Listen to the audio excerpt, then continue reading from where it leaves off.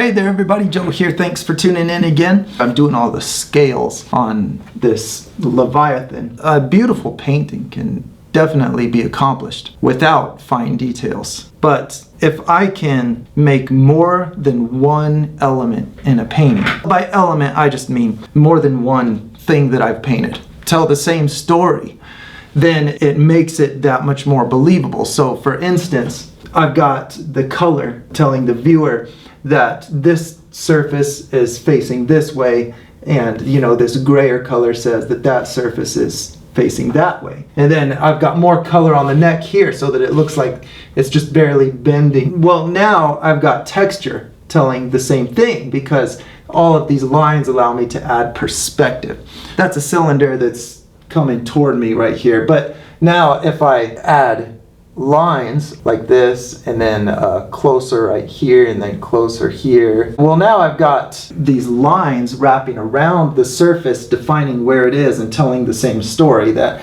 this is further away than this, so the lines are closer together, and the edge of it is curved just like this circle. And then if I put lines going this way, then that makes it even more three-dimensional because now I've got all those sets of lines saying the same thing about this shape. This is something that I can use in painting. If all of the scales that make all of these subtle lines on this creature are in line with the perspective, then it helps my picture to be more three-dimensional and more believable. It's one thing to paint just the colors and the shadow, but then to add a whole layer of texture and then make that have the same color and shadow on it. It definitely is a difficult thing to do, but worth practicing and worth trying because I really like the way it enhances my paintings. It really helps me to have a brush technique that makes a small unit of that texture in one stroke, because making it in 2 strokes is twice the time.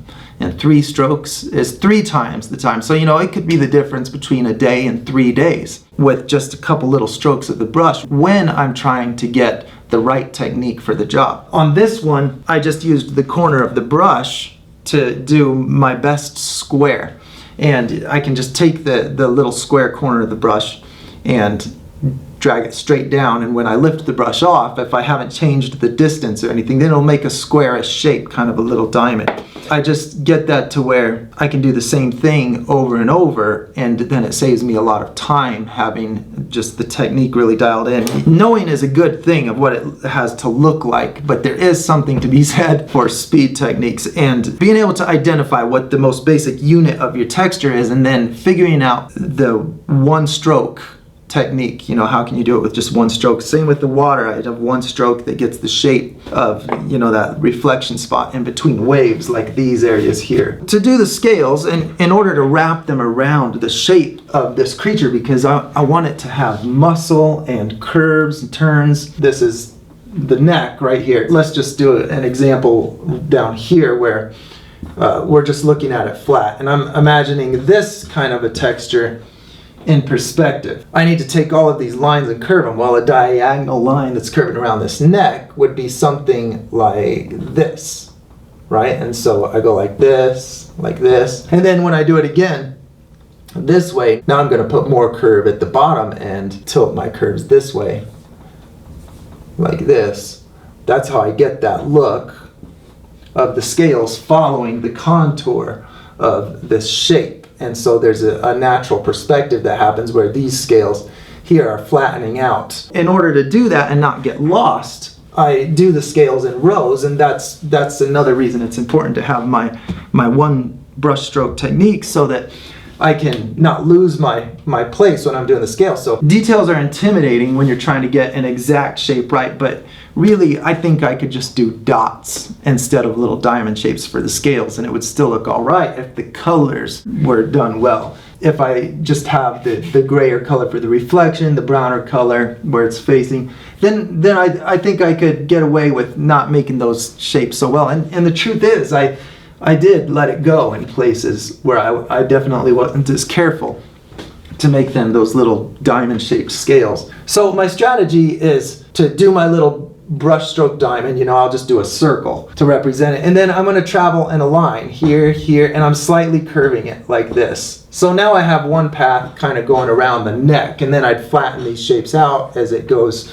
you know, over the top of the neck. Now I'm going to do one just like this, and I'm just going to put them in between, you know, the circles I just made. So you can see how this circle is lying on top of the space in between the two that I made on the previous row, like this. And so it's a real skill builder to just take time trying to do a texture like this. You know, I noticed the more I did that, the more I was really liking the three-dimensional look. I wish I did a lot more, because I spent all day on it, and all I have is just, you know, a slightly better looking monster. But, you know, I would be disappointed if it wasn't in there. It's just something that has to be done. Let's look at some of the comments from last week. So this was how to paint fire with a paintbrush as opposed to an airbrush. That was last week's video. Dr. Lisp. I'm not a painter, but your videos make me want to start. Thank you very much. That's one of my favorite things to hear, and it's super encouraging.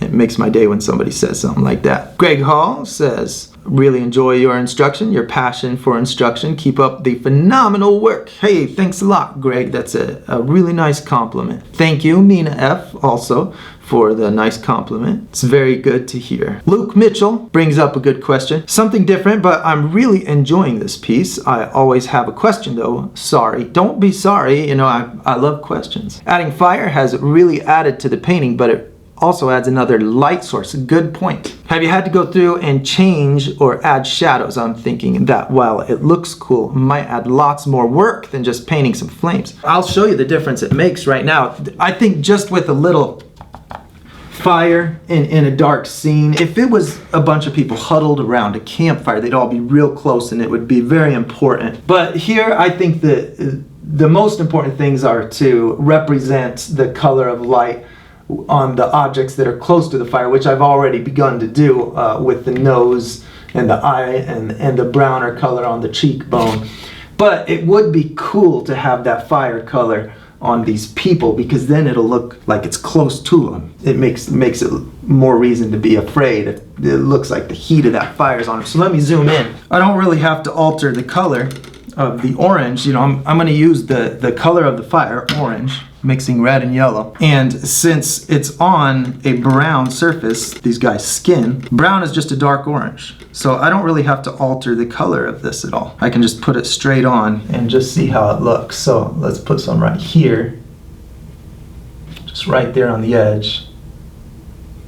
Then maybe here. That's a little bit intense. Here, let's go a little more red and add a little bit of white to it. So it's not quite so yellow and not quite so saturated. It brings the whole picture together when I have that color there that's coming from here. Then all of a sudden it feels like, whoa, they're right there.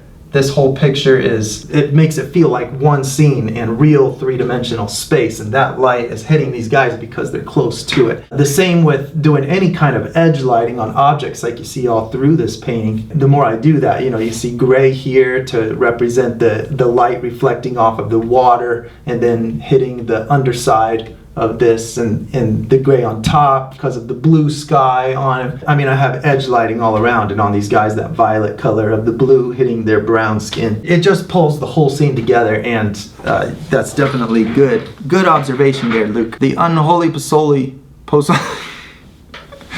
Nice username. I know I'm high and all, but you should make videos of you painting epic scenes with the narration of the story. So you could paint a picture of hell, telling a creative story about hell, slowly panning out, so the camera has full view of your piece at the end of the story. Seems like a rad concept to match your rad paintings. Well, thank you for the compliment. I don't think I want to paint a scene of hell. That doesn't appeal to me. But I do like that idea. That's cool. And I used to watch a show. They would play it, maybe it was on PBS, I don't know, but there was an artist that would do chalk drawings. If anyone knows the name, tell me. I feel bad mentioning it without knowing the name, but I really loved watching that. It would do that exact thing. He would draw one of the scenes of the story. One of these days, I think I ought to do that. It's a really cool idea. Saksham AK47 says, I'm just 14 years old, so I'm not yet perfect. Of course, hey, I'm not yet perfect either. Your tutorials helped a lot, even though you do acrylic and I do watercolors. Right now, I'm struggling with making water waves. I watched your tutorials and they helped a lot, but still it's too difficult. Maybe I should just keep practicing. Waves are definitely difficult, but yes, you should keep practicing because you definitely can do it. Like I said with the scales, don't underestimate the impact of that single brush stroke. And so that's why in those videos, how to paint waves, I have a whole bundle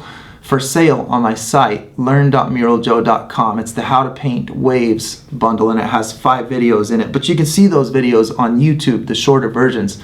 I explain in great length why that particular shape needs to be there. It's like a smile that's more leveled off on the top, and you do it with a single brush stroke. Once you have that stroke down, then you put them all together. But it's very hard to get the right shapes of water if you're not able to get that shape, your little basic unit that you're going to put it all together with. Understanding that shape is the key. The secret to water is understanding that in between any 2 waves is a little valley, and there's going to be an area of reflection that has more of a level top side to it.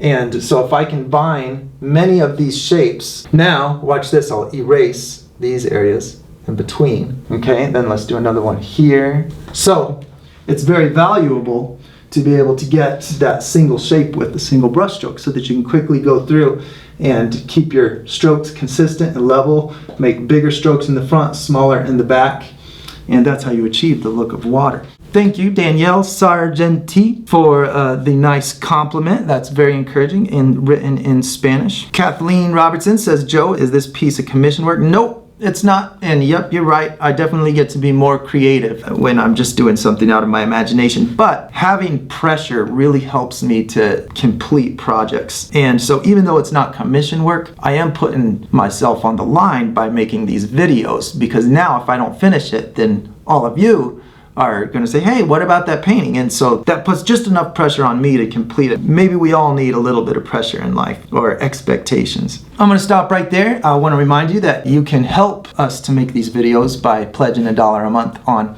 Patreon. And if you choose to do that, we put up a free video once a month just to say thank you to all the patrons. Well, I think that's it. So thanks for watching again, and we'll see you next time.